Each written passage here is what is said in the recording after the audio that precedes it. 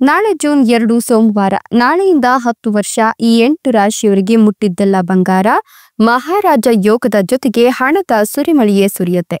ಮಂಜುನಾಥ ಸ್ವಾಮಿಯ ಕೃಪಾಶೀರ್ವಾದ ಇರಲಿದೆ. ಹಾಗಾದ್ರೆ ಆ ಅದೃಷ್ಟವಂತ ರಾಶಿಗಳು ಯಾವುವು, ಅವುಗಳಿಗೆ ಏನೆಲ್ಲ ಲಾಭ ಸಿಗುತ್ತೆ ನೋಡೋಣ. ಅದಕ್ಕಿಂತ ಮೊದಲು ಮಂಜುನಾಥ ಸ್ವಾಮಿಗೆ ಭಕ್ತಿಯಿಂದ ಲೈಕ್ ಕೊಟ್ಟು ಪ್ರತಿದಿನ ದಿನ ಭವಿಷ್ಯ ತಿಳಿಯಲು ನಮ್ಮ ಚಾನೆಲ್ ಅನ್ನ ಸಬ್ಸ್ಕ್ರೈಬ್ ಮಾಡಿ. ಹಾಗೆ ಬೇಗನೆ ನಮ್ಮ ವಿಡಿಯೋದ ನೋಟಿಫಿಕೇಶನ್ ಪಡೆಯಲು ಬೆಲ್ ಬಟನ್ ಕ್ಲಿಕ್ ಮಾಡಿ ಆಲ್ ಅಂತ ಕ್ಲಿಕ್ ಮಾಡ್ಕೊಳ್ಳಿ.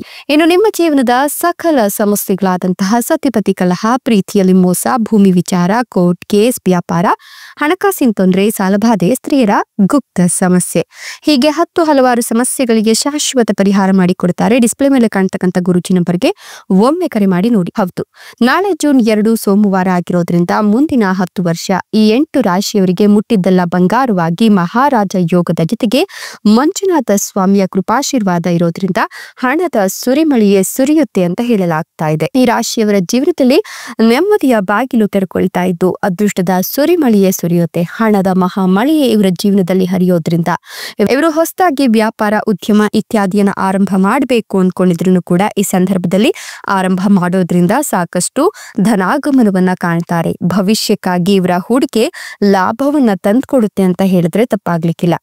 ಇವ್ರು ಮಾಡ್ತಕ್ಕಂಥ ಪ್ರತಿಯೊಂದು ಕೆಲಸ ಕಾರ್ಯದಲ್ಲೂ ಕೂಡ ಅದೃಷ್ಟದ ಒಂದು ಪಾತ್ರ ಇರೋದ್ರಿಂದ ಸಂಕಷ್ಟದಿಂದ ನಿವಾರಣೆಯನ್ನ ಪಡ್ಕೊಂಡು ಸಾಕಷ್ಟು ಲಾಭವನ್ನ ಕಾಣ್ತಾರೆ.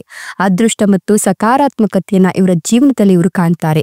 ವೃತ್ತಿ ಜೀವನದಲ್ಲಿ ಯಶಸ್ಸು ಮತ್ತೆ ಉದ್ಯೋಗದಲ್ಲಿನ ಸಮಸ್ಯೆಗಳು ಕೂಡ ಈ ಸಂದರ್ಭದಲ್ಲಿ ಪರಿಹಾರವಾಗುತ್ತೆ.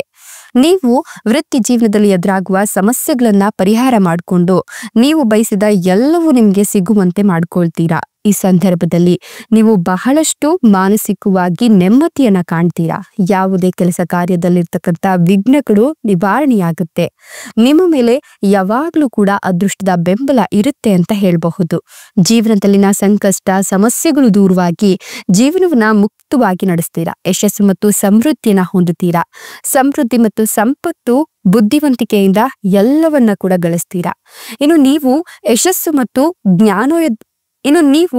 ಮತ್ತು ಜ್ಞಾನೋದಯದತ್ತ ನಿಮ್ಮನ್ನ ನೀವು ಆಕರ್ಷಿತರಾಗುವಂತೆ ಮಾಡ್ಕೊಳ್ತೀರಾ.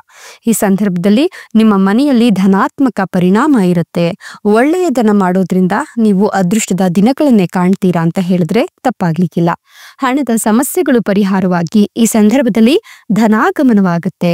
ಧನ ಸಂಪತ್ತು ನಿಮ್ಮ ಕಡೆ ಆಕರ್ಷಿತವಾಗುತ್ತೆ ಅಂತ ಹೇಳಿದ್ರೆ ತಪ್ಪಾಗ್ಲಿಕ್ಕಿಲ್ಲ. ಇನ್ನು ನೀವು ಇನ್ನೂ ಕೂಡ ಮದ್ವೆ ಆಗಿಲ್ಲ ಅಂತ ಹೇಳಿದ್ರೆ ಇದೀಗ ಕಂಕಣ ಭಾಗ್ಯ ಕೂಡಿ ಬಂದಿದ್ದು ಮದುವೆಯ ಯೋಗ ಇದೆ. ಸ್ಪರ್ಧಾತ್ಮಕ ಪರೀಕ್ಷೆಗೆ ತಯಾರಿಯನ್ನು ನಡೆಸ್ತಿರ್ತಕ್ಕಂಥ ವಿದ್ಯಾರ್ಥಿಗಳಿಗೆ ಈ ಸಂದರ್ಭ ಸುಸಂದರ್ಭವಾಗಿದ್ದು ಸ್ಪರ್ಧಾತ್ಮಕ ಪರೀಕ್ಷೆಯಲ್ಲಿ ಯಶಸ್ಸನ್ನ ಕಾಣ್ತೀರಾ. ಈ ಒಂದು ಸಂದರ್ಭದಲ್ಲಿ ಹೂಡಿಕೆಯನ್ನ ಮಾಡಿದ್ರೆ ಖಂಡಿತವಾಗಿಯೂ ಯಶಸ್ಸಿದೆ.